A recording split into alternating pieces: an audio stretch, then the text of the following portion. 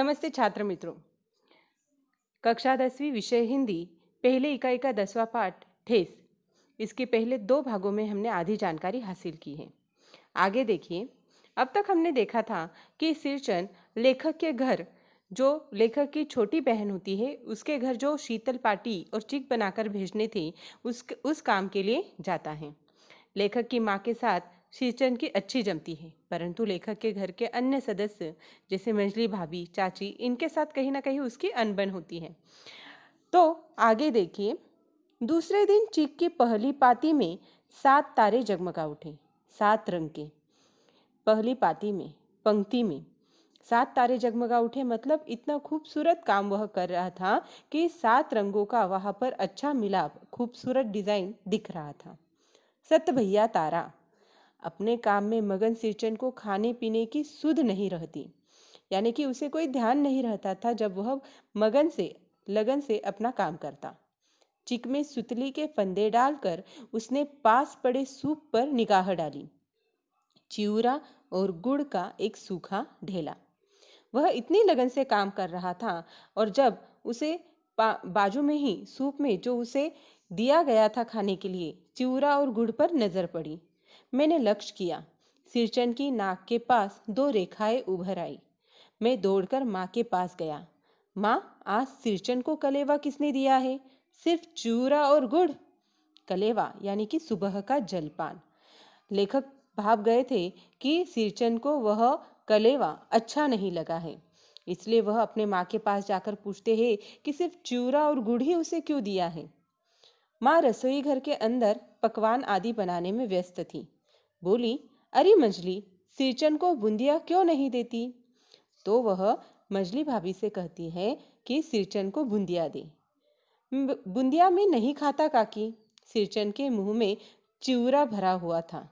गुड़ का ढेला सूप में एक किनारे पर पड़ा रहा अछूता। वही चिउरा सिरचन खा रहा था, और खाते खाते उसने कहा कि मैं बूंदिया नहीं खाता, और उसने उस गुड़ के ढेले को हाथ तक न लगाया। माँ की बोली सुनते ही मजली भाभी की भौएं तन गई, यानी कि मजली भाभी को यह अच्छा नहीं लगा।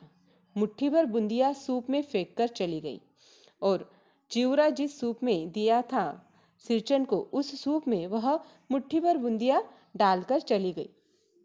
सिरचन ने पानी पीकर कहा, मंजली बहू रानी अपने मैके से आई हुई मिठाई भी इसी तरह हाथ खोलकर बांटती है क्या? यानी कि सिर्फ मुट्ठी भर वह बूंदिया इस तरह से फेंक कर चले जाना सिरचन को अच्छा नहीं लगा, इसलिए उसने यह बात सुनाई। बस मंजली भाभी अपने कमरे में बैठकर रोने लगी। चाची ने माँ के पास जाकर कहा, मुंह लगाने से सिर पर चढ़ेगा ही, किसी के नेहर ससुराल की बात क्यों करेगा वह? नेहर यानी कि मायका।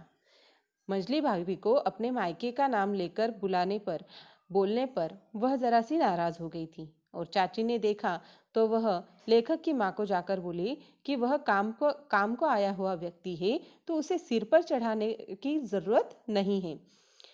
मंजली भाभी माँ की दुलारी बहू है। माँ तमक कर बाहर आई। देखिए, मंजली भाभी रो रही थी, तो माँ को भी कहीं ना कहीं बुरा लगा, इसलिए वह तमक कर बाहर आई। सिरचन, तुम काम करने आए हो, अपना काम करो। बहुओं से बदकुट्टी करने की क्या जरूरत? जिस चीज की जरूरत हो मुझसे कहो। तो वह सिरचन से कहती है कि अगर तुम्हें काम करने के लिए बुलाया है, काम करने आए हो, तो अपना काम करो। बहुओं से बदकुट्टी यानी कि ज्यादा बातें मत करो। सिरचन का मुंह लाल हो गया। सिरचन को यह बात अच्छी नहीं लगी। उसे गुस्सा आया। उसने कोई जवाब नहीं दिया। बांस में टंगे हुए अधूरे चीक के फंदे डालने लगा। मानो पान सजाकर बाहर बैठक खाने में भेज रही थी। चुपके से पान का एक बीड़ा सिरचन को देती हुई इधर उधर देखकर बोली, सिरचन दादा, काम काज का घर, 5 तरह के लोग 5 किस्म की बातें करेंगे। तुम किसी की बात पर कान मत दो। तो मानू समझाकर सिरचन से कहती है कि यहाँ पर 5 किस्म के लोग हैं, 5 किस्म की बात करेंगे, तुम किसी बात पर ध्यान मत दो, अपना काम करो। सिरचन ने मुस्कुराकर पान का बीड़ा मुंह में ले लिया।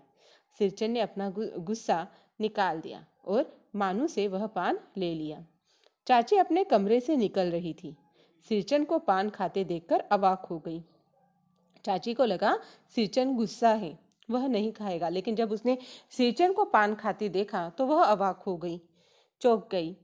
सिरचन ने चाची को अपनी ओर अचरज से घूरते देखकर कहा, छोटी चाची, जरा अपनी डिबिया का गम कोआ जर्दा खिलाना, बहुत दिन हुए।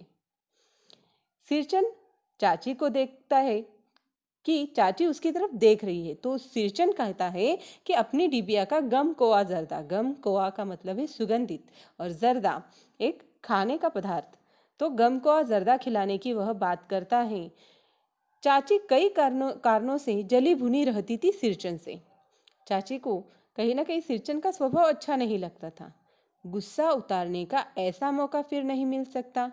झनकती हुई बोली, तुम्हारी बढ़ी हुई जीभ में आग लगी, घर में भी पान और गम को आजर्दा खाते हो, चटोर कही के। मेरा कलेजा धड़क उठा, हो गया सत्यानाश। सिरचन ने जैसे ही गम को आजर्दा खिलाने की बात कही चाची से, तो चाची को जैसे मौका मिल गया उसका अपमान करने का, और उसने तुरंत उसे दो बातें सुना दी। और यह सुनने के बाद लेखक को लगा कि अब कोई खैर नहीं, बस सिरचन की उंगलियों में सुतली के फंदे पड़ गए। सिरचन का जो काम चल रहा था, काम वह कर रहा था, वह बंद पड़ गया। मानो कुछ देर तक वह चुपचाप बैठा पान को मुंह में घुलाता रहा, फिर अचानक उठकर पिछवाड़े पीक थूक आया। अपनी छुरी, हंसियां वगैरह समेट संभाल कर झोले में रखे। सिरचन ने काम रोक दिया।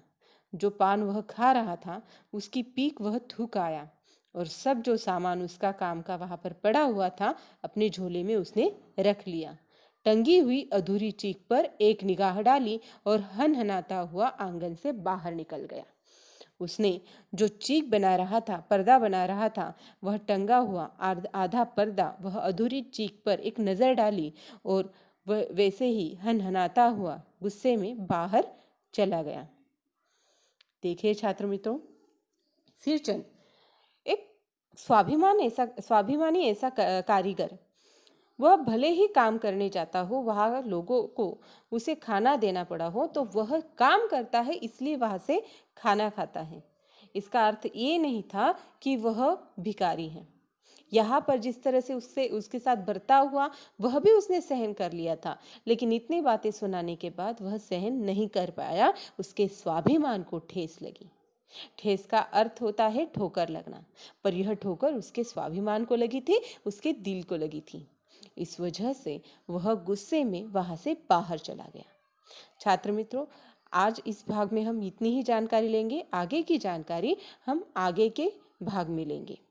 और यहाँ पर जो अभी आखिर में कृति स्वाध्याय के प्रश्न आपको दिए जाएंगे, वह अपनी हिंदी की नोटबुक में जरूर लिखिए। घर पे रहिए, सुरक्षित रहिए। धन्यवाद।